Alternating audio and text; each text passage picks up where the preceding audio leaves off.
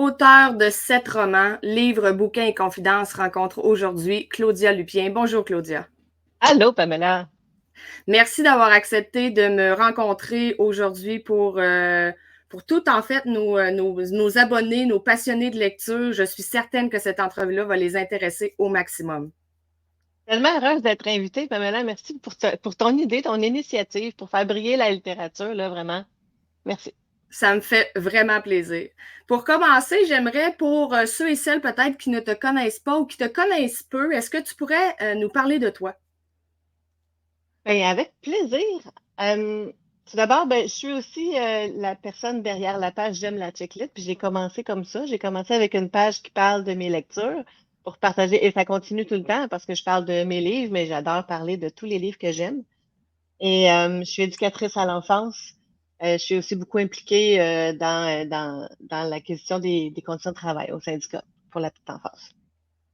Et auteur, aussitôt que je peux. Et maman, bien sûr. Mes enfants sont grands maintenant. Ils me donnent tout leur temps pour écrire ou pour faire ce que je veux. C'est vraiment génial. Écoute, tu as 7 livres écrits en combien de temps? En beaucoup de temps, y en a-t-il des auteurs qui ont une réponse très simple à cette question-là? Je ne sais En fait, je ne sais pas, c'est la première fois que je la pose. Parce que pendant longtemps, je disais que c'était 1 an par livre environ. Les derniers, je les ai écrits en 6 mois. J'essaie de travailler plus à temps partiel, puis ça me donne un peu plus de temps. Et les premiers ont été refusés pendant longtemps aussi. J'ai vécu ce que beaucoup de monde vivent. J'avais beaucoup de refus. J'ai pleuré mes refus. Puis à partir du moment où il y a eu, à partir du premier, oui, ça s'est mis à mieux aller. Mais ça a été très long. Donc, je pourrais dire que j'ai commencé à écrire en 2011. Le premier publié, c'est en 2018, 2019. Fait que c'est ça le laps de temps là, que je te dirais. Mais les premiers, je les ai réécrits, puis je suis en train de leur donner une deuxième vie. Fait que, Hey, mais ça, c'est super inspirant pour les personnes qui ont vécu des refus, qui se sont découragées ou peut-être qui se sont dit j'en envoie plus parce que ça fait trop mal ou c'est trop décevant d'avoir des refus.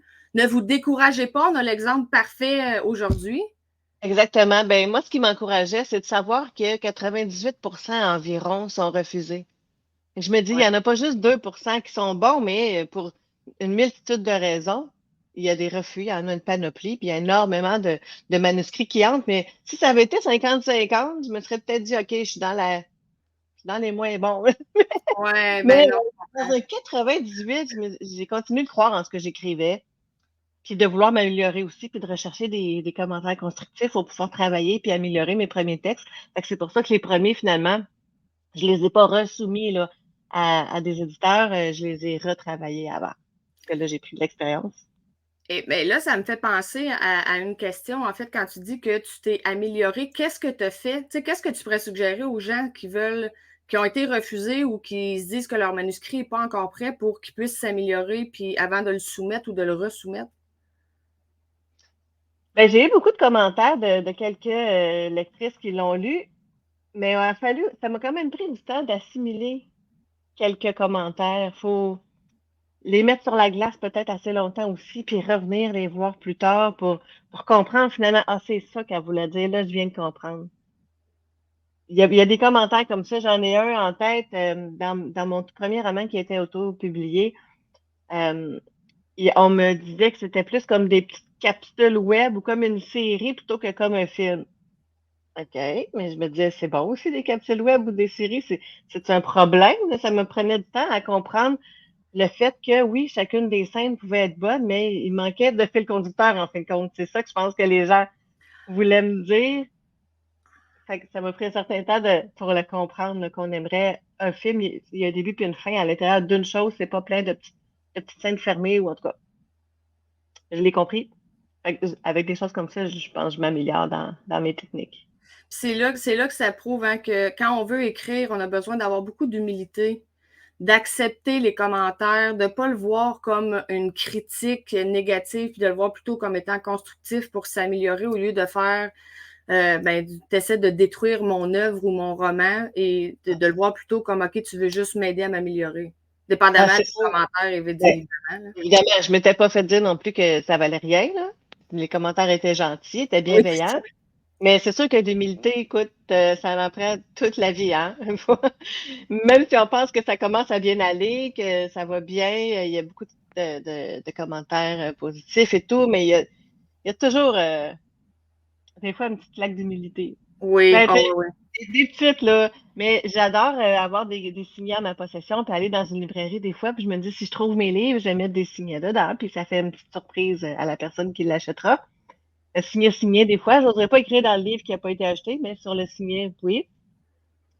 Mais arriver dans une librairie, puis finalement, ben, il n'y en a aucun des miens. Bon, ben, merci pour l'humilité, puis je m'en vais. C'est vrai, hein? C'est vrai, moi aussi, je l'ai vécu. Je Je peux l'ai pas vécu. prendre pour acquis qui va être là, fait Non, que c'est ça. non, c'est vraiment super. J'aimerais que tu nous en parles de tes 7 livres, Claudia. Moi, j'ai lu la semaine dernière Poutine et Sushi. Je l'ai dévoré. Écoute, je l'ai clenché en 2 soirs, là. Comme, puis pas des soirées de 6 heures, là. En fait, c'est même pas vrai ce que je te dis. Je l'ai clenché en 2 jours parce que j'en ai lu la moitié, le 3/4 en une soirée. Puis le lendemain matin, puis ça, je fais rarement ça. Le lendemain matin, je me suis levée, puis la première affaire, c'est que je me suis fait mon café, puis j'ai pris mon iPad pour le finir. Fait que j'étais vraiment dans l'histoire. Parle-nous de tes livres, dis-nous un petit peu c'est quoi les histoires, montre-nous les couvertures, ça va être super intéressant. Avec plaisir. Le premier, je ne l'ai pas avec moi, mais je signais. OK. Pas devant les enfants. C'est le premier qui a été publié chez les éditeurs réunis. Puis, il se passe, le milieu de travail des deux héroïnes principales est en CPE. Elles sont éducatrices à une petite enfance et c'est mon travail et ça me faisait vraiment plaisir de montrer le quotidien, les exigences, les belles joies aussi, les bons côtés, la lumière là-dedans, puis l'épuisement aussi. Fait qu'un peu de tout ça, le professionnalisme. Mais évidemment, c'est des histoires d'amour. Fait qu'on a deux héroïnes. Il y en a une, Catherine, qui ne veut plus d'une histoire d'amour secrète qu'on ne peut pas dire au grand jour parce que ce ne serait pas socialement accepté. Avant de la juger, il faut lire. Il y a un contexte. OK? Et Oui. on a Jessica qui est sur la page couverture, qui est une mère monoparentale. Elle fait de la boxe. Elle vient d'arrêter de fumer. Elle a un enfant, entre autres, qui a le syndrome de la Tourette. Pas facile. Elle a quand même de l'aide avec sa mère, puis elle n'a pas besoin d'un homme. Elle va en trouver un quand même, là, je vous dis un scoop. Parce que c'est juste, faut qu'il y ait de l'amour là-dedans.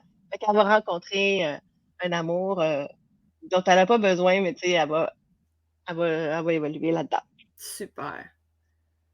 Et cette chose à faire avant d'être vieille, c'est l'histoire de Doris, qui, elle, au début, entend parler d'une influenceuse qui a fait le tour du monde, puis qui est très jeune, qui a accompli déjà beaucoup de choses, puis elle va dire, non, moi j'ai 30 ans, presque 31. Puis il me semble que quand on me dit, là, quoi de neuf, je sais pas quoi dire, je fais toujours la même chose.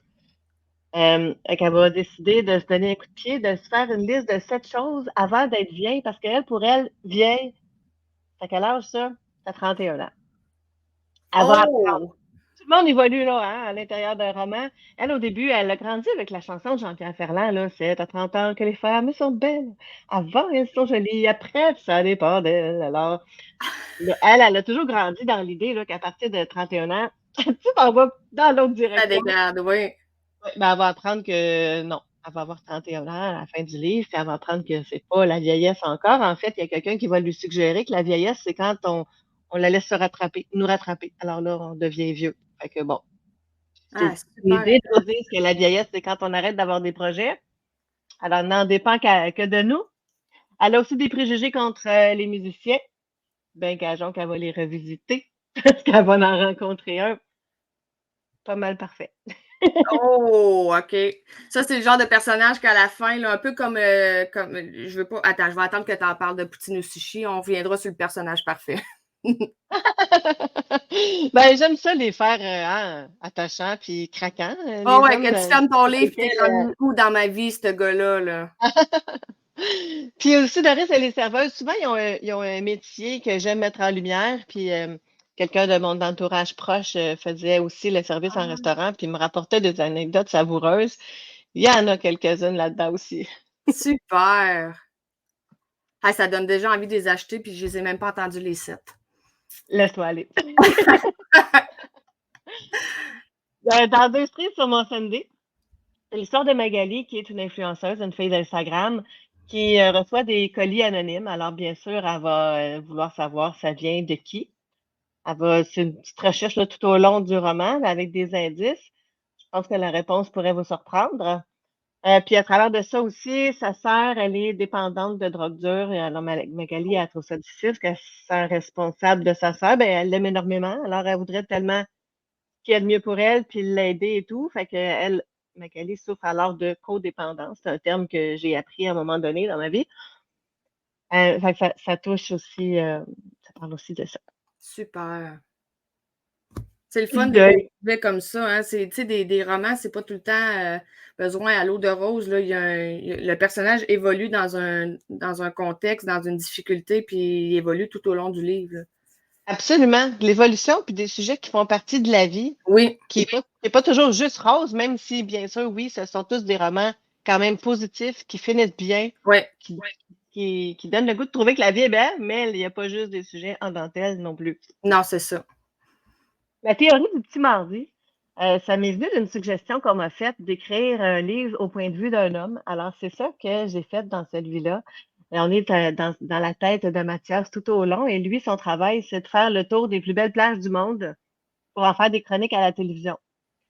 Je précise pas, mais à Salut Bonjour, par exemple. C'était ça un petit peu dans mon inspiration. Je le mentionne à la fin. David Bernard et Guillaume Sans Destination ont été deux personnes qui ont servi d'inspiration pour cet aspect-là. Pas pour le personnage au complet, parce que je les connais pas personnellement. Mathias, finalement, le voyage qui va le plus marquer sa vie, c'est celui qu'il va faire dans son propre patelin, dans la ville où il a grandi, parce que son grand-père est en train de mourir, mais il va avoir la chance de le voir avant. Son grand-père va lui donner une petite mission aussi là, à faire avant de mourir, de faire la lumière sur une situation mystérieuse et qu'il va avoir à creuser là-dessus. Et ben, il va rencontrer l'amour d'une jolie Lila qui vend des fleurs, qui va arriver dans sa vie. Et Ouh. elle, une fille bien établie, elle a son commerce, elle a des enfants aussi. Lui, c'est un bohème, quelqu'un qui a un pied à terre à Montréal, mais qui voyage tout le temps. Mais tout est possible quand on est en amour. Oh! Ça, c'est une belle fin, ça. Ben, poutine au sushi. Ouais, c'est celui que tu as lu. Je les aime tous. Moi, dit, je l'aime. Je les aime vraiment tous. Je suis toujours attachée. Puis peu importe celui que je prends dans mes mains, souvent, je fais elle, Ah. Olivia. C'est une de mes couvertures préférées aussi. Elle est à Québec. Elle marche avec une poutine dans les mains. Merveilleux. La vie est belle. Elle a tout ce qu'il faut pour être ça.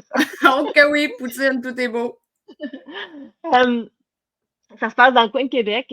Olivia fait application sur un poste au sein de la même entreprise pour laquelle elle est déjà, mais on lui refuse pour le réserver à un homme. Alors évidemment, c'est insultant, c'est fâchant, c'est même illégal. Alors qu'est-ce qu'elle va faire avec ça? Elle se bat pour ses principes ou elle change ses plans ou toutes ses réponses. Et ce que j'aime, ben, poutine ou sushi, finalement, oui, on parle un peu de poutine et de sushi, mais c'est pas un livre de recettes, hein? Euh, Non, non, mais ça donne Poutine ou envie de manger sushi, de la poutine, par finalement. exemple. Ah oui, hein? Euh, Poutine au sushi, finalement, c'est une gloire à la liberté de choix. Oui, on peut choisir entre une poutine puis des sushis, mais on peut choisir notre vie, la dessiner. On a le choix, on est maître de notre vie, puis vivre la liberté de choix, puis c'est là-dedans que ça s'enligne. Tantôt, tu avais quelque chose à... Tu disais, je Chris, vais attendre que tu parles de poutine. le fameux Chris. Et là là. Ben, je les aime tous, sont tous bons de même, mes hommes. Ouais, mais là, moi, c'est le seul que je connais, là, mais là, j'ai fermé les livres, je me dis, t'es où, toi? Où est-ce que t'existes? Parce que écoute, ce gars-là, c'est de l'or en barre. Là. Il paraît qu'il habite à Québec. Ah! Je déménage. Dans une petite maison jaune pas loin de Québec, finalement. Bouge-toi les fesses, Juliette.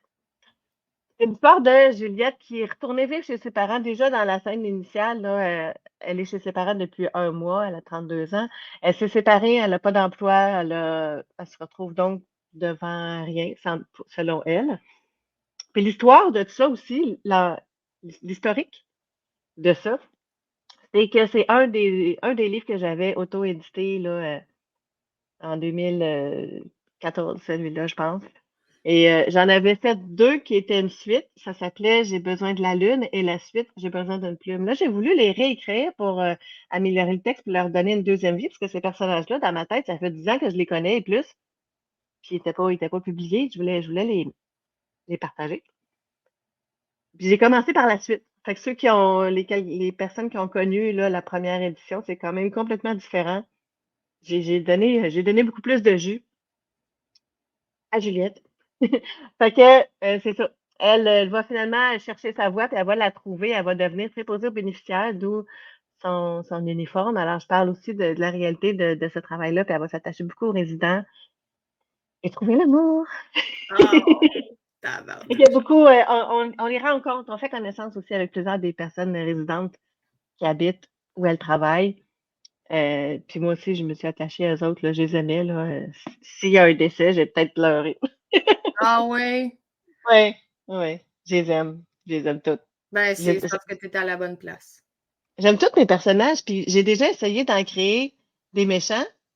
T'en as eu un aperçu cette semaine. Puis j'ai de la misère à les laisser méchants jusqu'à la fin. Je me dis tout le temps, il y a une raison. La personne, elle a un traumatisme, elle a quelque chose qui l'a marqué, qui a fait réagir d'une façon peut-être agressive ou mesquine.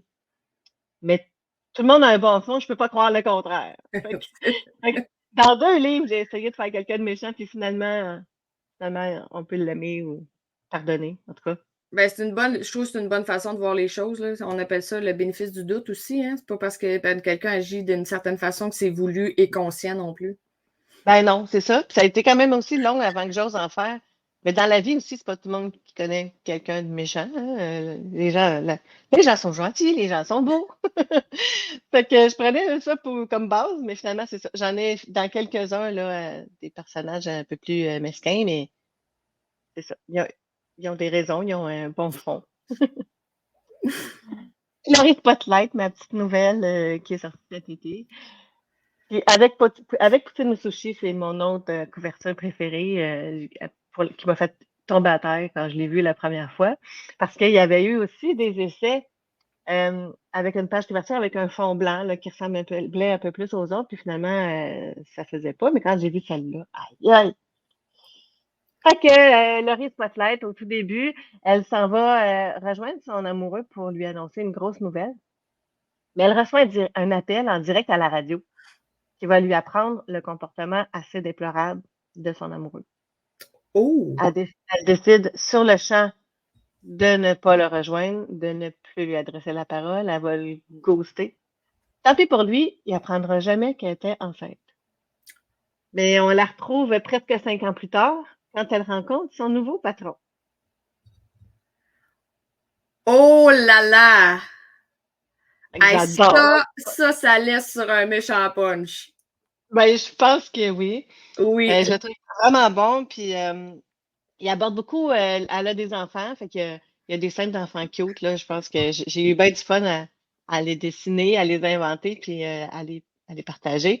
Il y a aussi beaucoup la question de la paternité.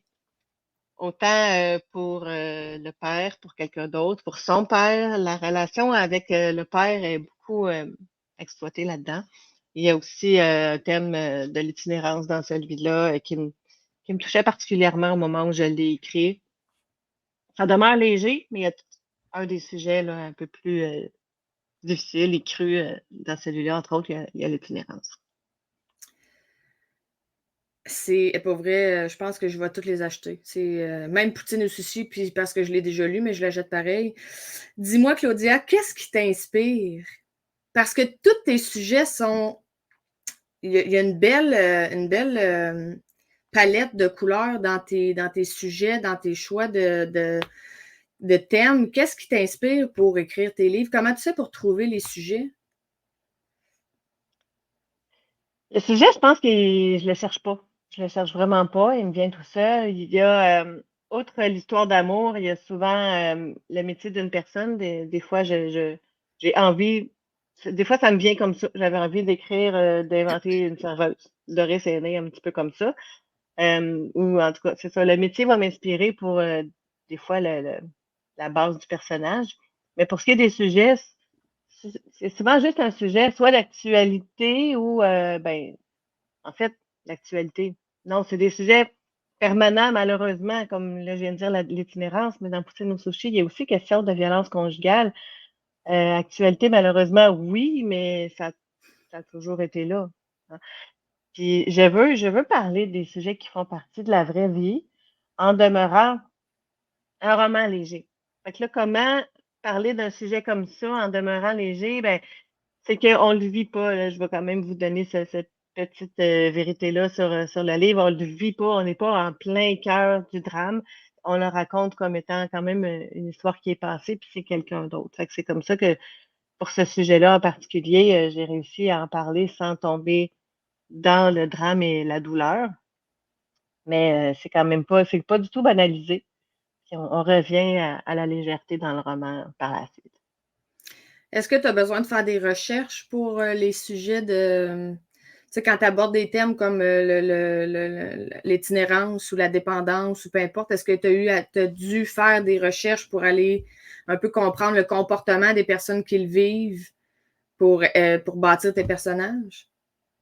Il y en a tout le temps, oui. Dans tous les livres, il y a de la recherche. Je minimisais cette part-là du travail au début parce que j'avais tendance à me comparer à quelqu'un qui fait un roman historique qui est vraiment véridique et qui a énormément de recherches documentaires derrière ça. Mais à travers tous les romans, il y a toujours un endroit que je ne connais pas beaucoup, donc sur lequel je vais faire une recherche où je vais aller me rendre sur les lieux, un sujet aussi. Pour l'itinérance, j'ai beaucoup écouté là, la série En rafale avec Jean-Marie Lapointe, qui faisait le tour de la rue, qui avait des contacts réguliers avec des gens de la rue. Ça m'a inspiré. Puis j'ai aussi rencontré un intervenant qui travaille à la Maison du Père, qui a répondu à plusieurs de mes questions. Donc, oui, ça faisait partie de mes recherches. Il a été vraiment généreux avec moi, André Leroux, qui m'a, qui m'a aidé là-dessus, généreusement. Fait qu'il y a toujours des sujets sur lesquels, ouais, dans tout. Le travail comme préposé en résidence, fait que c'est soit sur leur travail ou sur les lieux, sur la vie du cinéma, parce que dans la vie de Laurie Spotlight aussi, il y a beaucoup de sujets de comparés réalisateurs, ben, mondial, je vais dire, en tout cas, mondialement connus, si je peux dire. Fait que oui, dans tout. Il y a toujours un sujet que je connais pas à fond. Euh, Parce que même le premier, ce qui se passait en CPE, je m'étais dit, j'avais hésité à écrire à propos de mon travail parce qu'au départ, je me disais, je le connais trop, ça va être la vraie vie, ce sera pas assez fictif. Ben non, il y a moyen en masse de prendre la réalité du quotidien dans la vie de travail, mais de faire du fictif avec ça. Euh, Puis, fait que là-dessus, j'avais pas tant besoin, mes dizaines d'années d'expérience servaient de recherche, mais Jessica fait de la boxe, j'y connaissais rien, mais je suis allée m'informer là-dessus. Mais finalement, il y avait quand même plein de sujets sur lesquels j'avais besoin d'aller approfondir. Il y a un personnage qui est responsable de l'alimentation, mais qui a déjà travaillé au service de l'armée en tant que cuisinier. Fait que là-dessus aussi, je suis allée rechercher quelles sont les conditions. Fait que il y a toujours des sujets à approfondir pour aller rechercher. Puis que je donne l'information ou pas dans le roman. Des fois, c'est juste que je me suis informée. Ça paraît pas tout le temps nécessairement parce que je donne pas toutes les informations que j'ai acquises pendant la recherche, mais c'est là, donc ça aide à demeurer crédible. Ah oui, oui, oui, ça c'est sûr. Qu'est-ce que ça signifie l'écriture pour toi? Je pense que, OK, je pense que j'ai jamais dit ça à personne, là, Tamara. Je pense que c'est une des choses qui nourrit beaucoup, c'est la reconnaissance, c'est les commentaires positifs. Mais là, est-ce que je fais ça pour ça? Faut croire que non, parce que j'ai quand même écrit pendant 8 ans avant d'être publié. Alors, je continuais quand même, je continuais de les accumuler. Une fois qu'ils étaient terminés, je m'écrivais un autre. Fait que je n'ai écrit 5, 6 dans cette période-là. Fait que même si pas beaucoup de monde les lisait. C'est aussi beaucoup, ça fait du bien qu'on écrive un roman pour la publication ou qu'on écrive pour soi-même. Je pense que tout le monde devrait avoir un cahier de notes, un carnet ou une application de notes dans ton téléphone, n'importe quoi, mais écrit à mesure, n'importe quoi, juste, on dirait, je m'en vais ailleurs, là, je regarde par la fenêtre puis je m'en ai dit, fais juste écrire quand tu trouves ça donc bien beau, les couleurs. Note-le, juste, des fois pour s'en rappeler, tu sais, à quel point on a été touché des fois de quelque chose, puis pourquoi ça me touche. Bon, on peut se pencher sur la raison, on peut se pencher sur tout ce qu'on veut ou pas, mais pense qu'écrire, c'est ça, c'est sûrement pas tout le monde qui ressent ce besoin-là, mais je pense que ça peut aider soit à évacuer vraiment une émotion oppressante ou juste le bonheur, à l'exprimer, à le reconnaître, en tout cas. C'est une forme de thérapie. Ben, ça peut, puis pas nécessairement pour, c'est ça, évacuer une situation qui nous a traumatisés. Ça peut aussi être ça. Ça, je l'ai peut-être fait plus dans mes premiers qui étaient auto-édités d'ailleurs. Mais puis de moins en moins, là, je ressens le besoin de faire ça. Mais oui. Parce que aussi, c'est ça. Ben oui. On peut mettre quelqu'un qui nous a fait tuer, peut y faire payer. On peut se venger On de peut se permettre. peut-être. À quel point il y a de toi dans tes histoires, dans tes personnages, des passages. Tu sais, il y a beaucoup de monde qui pose la question est-ce que ce qu'il y a dans ton livre, c'est des choses qui te sont réellement arrivées? Oui et non. À quel point? Ben, à un point quand même important, excusez, qui varie d'un livre à l'autre.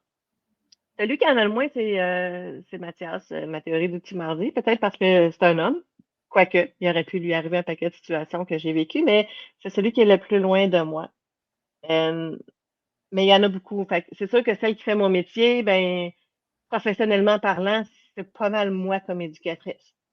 Mais sinon, des situations, une scène dans laquelle j'ai été témoin. Fait qu'attention, ça c'est certain. Là, il y a quelques auteurs qui le disent, si vous chicanez devant moi ou vous avez fait une scène marquante devant moi, ça se peut que ça se retrouve dans un livre.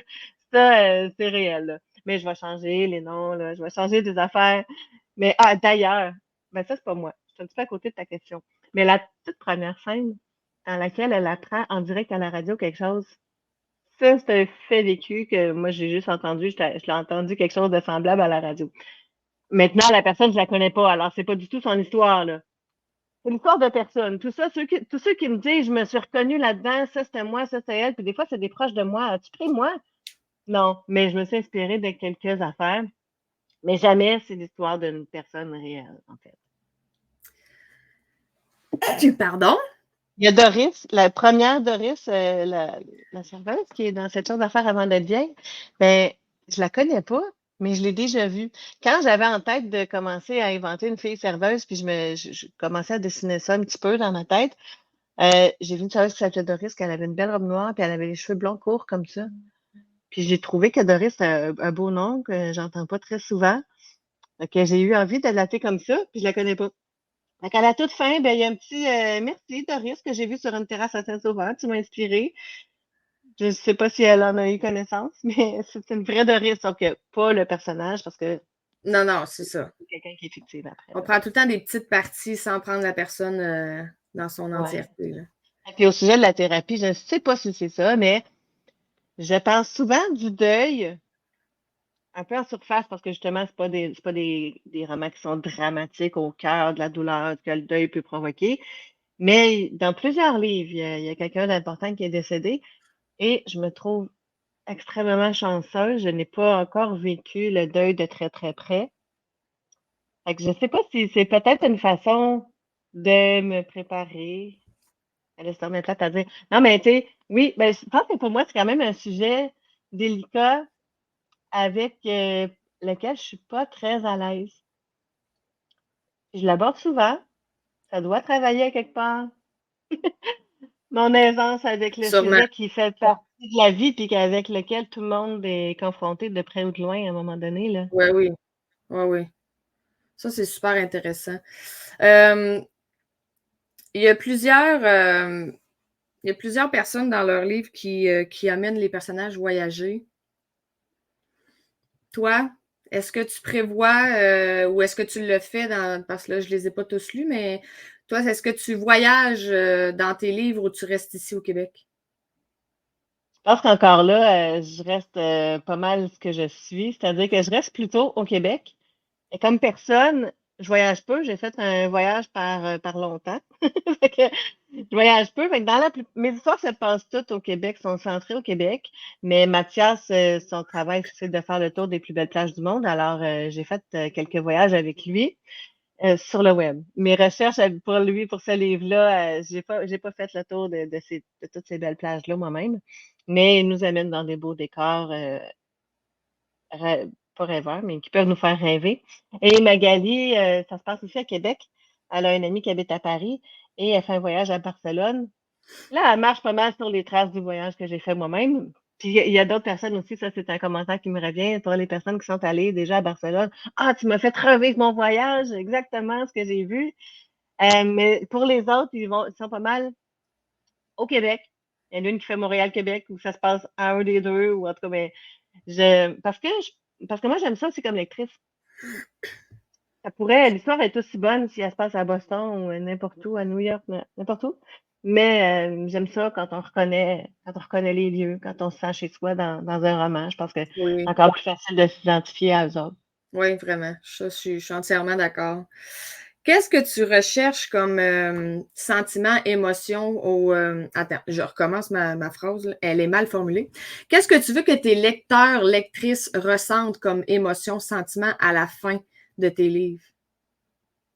Ah, du bonheur, du, du jaune soleil. Il a de l'air sale un peu, mais il est jaune. Un petit mot à la mangue. C'est ça. C'est des livres hein, positifs. Je l'ai dit tantôt, ils vont tous finir bien. Si on peut le savoir en ouvrant un livre qu'à la dernière page, ça va bien finir. Fait que c'est jaune, bonheur, joie. Est-ce que qu'est-ce que tu recherches dans l'évolution de tes personnages? Là, je passe du lecteur au personnage, là, c'est parce qu'on dirait que Oui. je me dis que le lecteur chemine en même temps que le personnage. Ben, ça, c'est super important. Puis je pense qu'une de celles qui évolue le plus, qui en prend conscience, c'est Magali dans Deux cerises sur mon Sunday. Alors, ça a plein de facettes, un livre. Ça a plein de côtés pour lesquels l'envisager. Alors, il y en a qui s'arrêtent. J'ai déjà entendu quelqu'un dire, ah, quelqu'un d'Instagram, non merci, ça m'intéresse pas, mais attends, j'avais goût de dire, tu la connais pas, attends!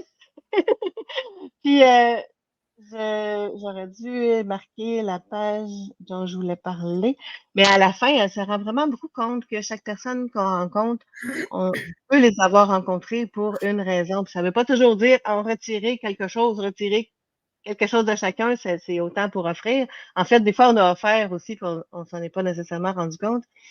Euh, mais elle fait un peu, en fait, à la fin, une prise de conscience de tout ce qu'elle a appris, puis comment, pourquoi. Des fois, juste d'avoir observé tel pigeon à Barcelone, ça y a fait remarquer quelque chose, ça y a fait une prise de conscience. Elle a énormément d'évolution puis de prise de conscience. Ils ont tous une peur ou un défi qu'il faut relever ou un préjugé qu'il faut abattre aussi, qu'il faut transcender. Fait que c'est important, ben c'est ça la vie. Puis aussi, je pense, c'est pas consciemment dans le but là, d'abattre un préjugé, mais je déteste entendre que la chiclite, c'est des histoires de coiffure, de mascara, puis de rouge à lèvres puis seulement, là, tu sais, puis de sortir dans les bars, puis la vie est belle et c'est tout. C'est vrai. Non, pas nécessairement. Il peut en avoir aussi des comme ça, chacun a son style. Mais oui, même si c'est léger et positif, il y a moyen d'avoir, comme je disais tantôt, des sujets plus dramatiques, mais de l'évolution personnelle aussi. J'aurais pas la prétention de dire que j'écris des livres de croissance personnelle, mais il y en a quand même à travers tous les livres. Puis il y a souvent ce genre de commentaires aussi de personnes qui ont dit ça, il a fallu que que je prenne une pause, puis que je réfléchisse, que je m'attarde à comment je l'intégrais à ma vie. Fait que ça dépend tout où est-ce qu'on est, hein. Il y en a qui me disent ah, j'ai pleuré à tel bout. C'est un compliment parce que tu as été touché, j'ai été atteint, j'en suis touchée moi-même. C'est pas toujours écrit dans le but de faire pleurer, mais ça dépend hein, de notre vécu, de où est-ce qu'on en est aussi, puis du timing dans lequel on le lit. Fait qu'il y a plusieurs émotions, puis oui, c'est ça, la croissance personnelle, si c'est nécessaire. On est tous en train d'évoluer. Fait que les Oui. personnages aussi. Évidemment, il y a des histoires qui se déroulent en peu de temps, fait que ça peut ben, faire que non. Je voulais dire elles ont évolué plus vite. Non, non. C'est adapté au temps de l'histoire, là. Je vais rebondir, ça me fait penser à une question sur Mordu des livres que tu connais bien parce que tu es souvent tagué dans les publications. J'avais posé, en fait, la question aux abonnés, si vous aviez 3 questions à poser à un auteur, quelles seraient-elles? Et une question qui est revenue souvent, c'est la fameuse question du plan. La fameuse question, comme tu dis. Oui, le fameux plan. Personnellement, moi, Mhm. ça, c'est un obstacle à l'inspiration, mais est-ce que tu fais des plans? Si oui, comment? Sinon, pourquoi? Je veux en faire. Pas la championne du plan. Et je pourrais me dire, ben, chacun sa façon, et moi, j'en fais pas un plan précis et c'est correct comme ça. Non, je veux m'améliorer dans la conception de mon plan parce que sinon, ben, on a le droit de changer d'idée cependant. J'aimerais faire un plan. En fait, j'en fais un. OK, attends, je recommence. J'en fais un. Il est un peu flou au début parce que habituellement, je connais une situation initiale, puis la fin aussi.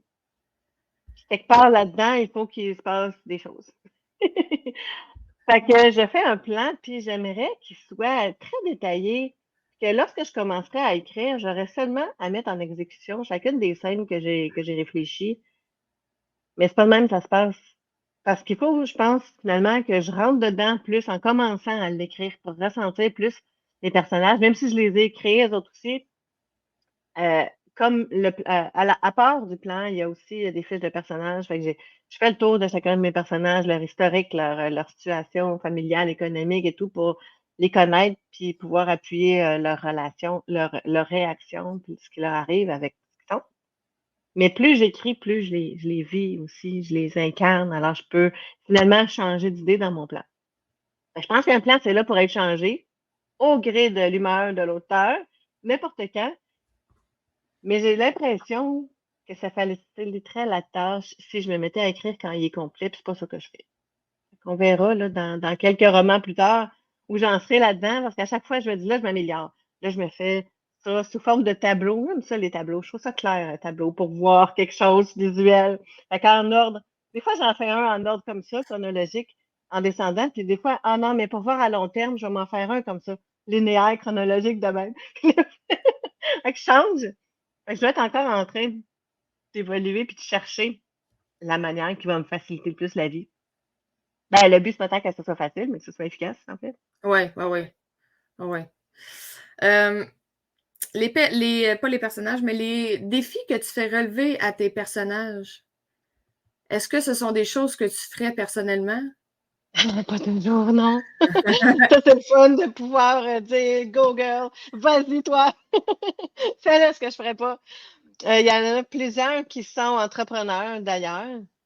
Ce que j'ai souvent admiré, qui enlève rien du tout à la vie de salarié dans ma tête, mais que le côté fonceuse, le côté être capable de vendre sa salade, puis d'organiser tout ce qu'il faut pour être une petite PME, puis s'organiser tout en plus. Ben, j'allais dire plus c'est petit, plus il faut tout faire. Oui, mais quand c'est gros, ça veut pas dire que c'est plus simple. Il faut déléguer. Puis en tout cas, fait que ça, c'est vraiment pas une fibre que j'ai. Il y en a quelques-unes aussi qui se font tatouer, puis c'est un événement marquant. Il y a certaines personnes, c'en est banal. Pour elles, c'est un événement marquant. Puis ça, moi, je suis jamais passée par là encore. Puis, ben, plusieurs choses, oui. J'adore, je pense, leur faire des qualités auxquelles j'aspire, finalement. Ah, ça, c'est intéressant. Ben, c'est plus ou moins conscient, parce que là, c'est quand j'en parle que je me dis, ouais, mais si on ces qualités-là, il y en a qui s'affirment avec plus de facilité que moi aussi pour dire un peu plus spontanément ce qu'elles pensent.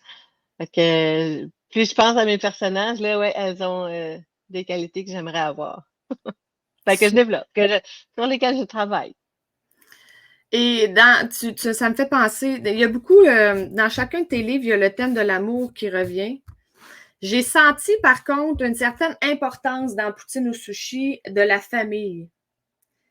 Est-ce que tu en Oui. parles dans tous tes romans ou est-ce que dans le fond, tu aimerais en parler plus? Y a-t-il une raison pour laquelle, si tu n'en parles pas, tu n'en parles pas? Ben, c'est tout le temps assez présent, puis ça aussi, forcément, ça vient de moi, force est de l'admettre. Parce que j'ai une famille qui me tient à cœur, de laquelle je me sens proche. Puis je réalise que c'est le cas dans pas mal tout le monde, ou sinon ça leur manque.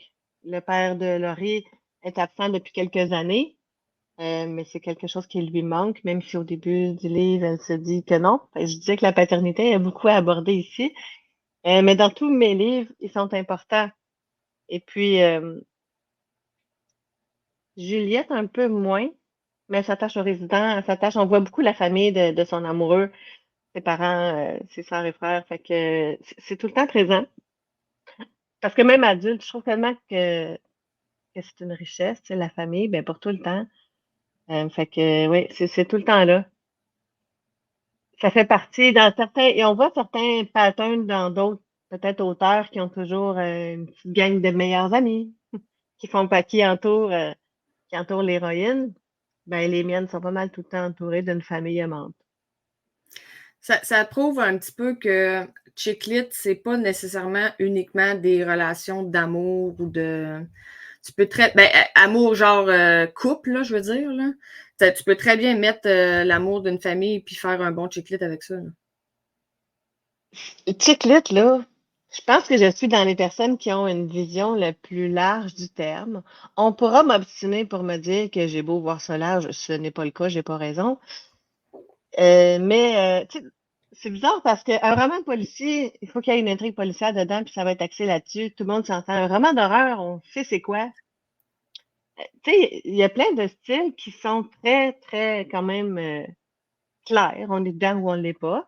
Alors que des fois, je pense que la chick lit, qui est quand même un phénomène un peu plus nouveau, un terme un peu plus nouveau aussi, je pense que des fois, il y a beaucoup de livres qui se retrouveront peut-être à cheval sur cette catégorie-là avec une autre. Puis pourquoi pas une chiclette fantastique, une chiclette policière ou une chiclette horreur, je vois pas, là. Mais Écoute, tout existe. Fait que. pourquoi pas? Tu sais, au début, j'ai entendu des descriptions tellement cadrées. C'est des histoires d'une trentenaire professionnelle, travaille en communication, qui va. Et là, tu veux-tu l'écrire à ma place? Tout peut exister. Laissons-nous l'espace à la créativité, là. Fait que c'est pour ça aussi, peut-être que j'ai voulu préciser à plusieurs reprises qu'il peut y avoir des sujets tabous ou des sujets délicats, en tout cas dans un cycliste, puis c'est pas nécessairement des histoires de vernis à ongles et maquillage. C'est tellement vrai. Quels sont les sujets que tu aimerais aborder dans tes prochains romans? Ah, hey, belle question! Je pense que je suis pas rendue là. OK. Puis, un pattern qui s'imbrique là, depuis plusieurs romans, c'est que je suis souvent vraiment pas rendue dans mon prochain tant que je sois presque rendue là. Quand j'en achève un, je commence à avoir des idées pour un autre. Je suis contente qu'ils viennent pas tout en même temps, alors que j'en commence un, puis que je voudrais avoir des idées pour 30 autres. À un moment donné, je serais trop éparpillée. Alors, j'aime beaucoup ça, être faite de même. Que quand j'en achève un, oui, OK, je commence à prendre des notes pour un autre, je les mets de côté, mais ça se dessine tranquillement. Euh, Fait qu'il y a toujours des thèmes que j'aborde. Des fois, je les vois venir un peu d'avance. Comme par exemple, oui, c'est vrai, il y en a un. Le yoga en est un thème.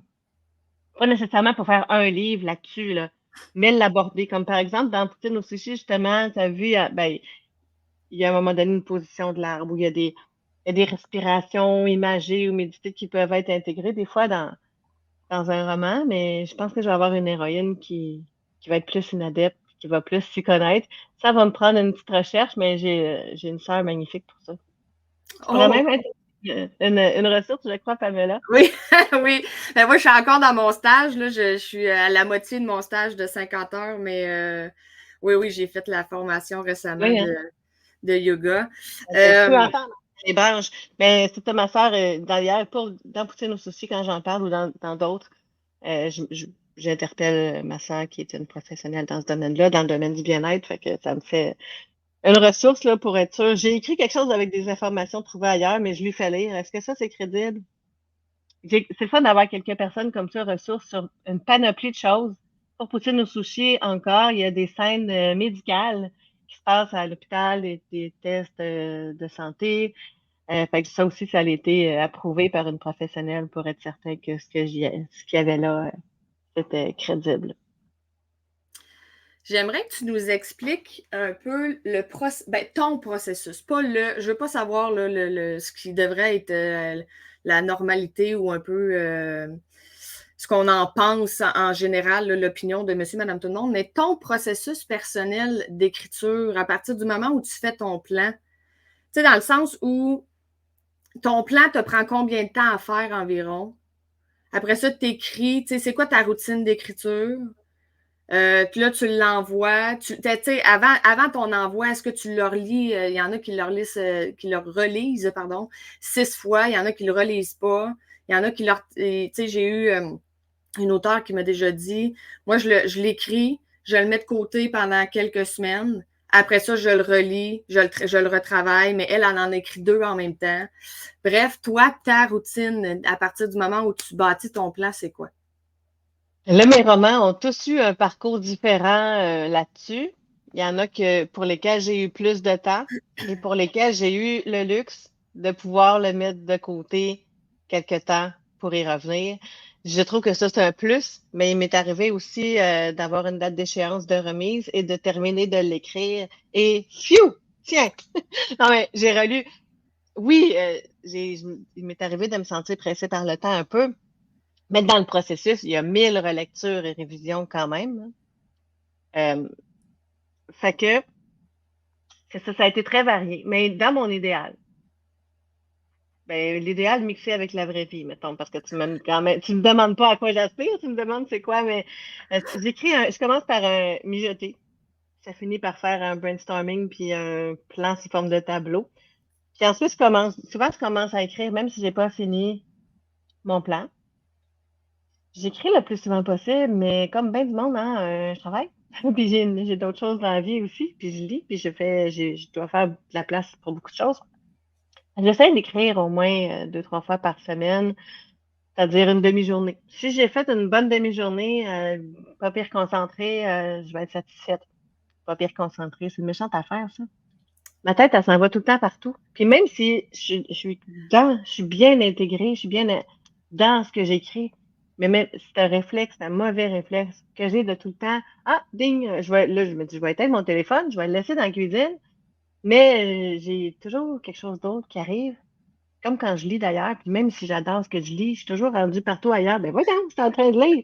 Puis même si j'aime ça, là, c'est un petit problème que j'ai à régler, là.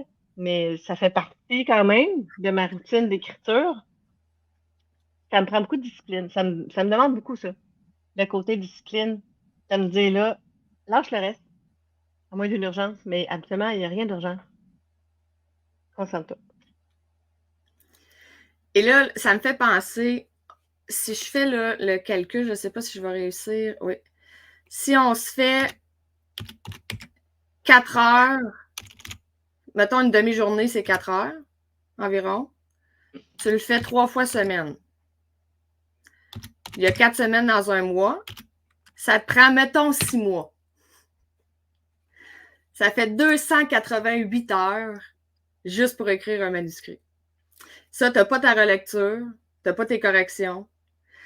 Tu sais, ça démontre à quel point derrière un livre, là, il y a du temps énorme. Puis moi, c'est une des raisons pour lesquelles j'ai décidé de retenter les rencontres avec des auteurs en ligne parce que je l'ai vécu juste une fois, là, mais c'était assez pour comprendre que derrière un manuscrit, il y a énormément de temps. Et je trouve que les livres, les auteurs ne sont pas assez encore mis en lumière pour tout ce travail-là. C'est facile de prendre un livre et de dire « Ah, il était bon », de le mettre sur la tablette et de passer à l'autre. Oui, oui. Mais Puis il y en a tellement. Il y a tellement de choix. Il y en a tellement à lire. Fait que oui, ça peut donner ça aussi, le réflexe. Lire et passer au suivant. Lire et passer, sans s'attarder beaucoup. Oui, c'est très, très long. J'avais hâte de voir à quel total tu allais arriver dans ton calcul. Puis mes premiers étaient plus longs à écrire aussi. J'affirmais sans difficulté que c'était l'équivalent d'une année à temps plein.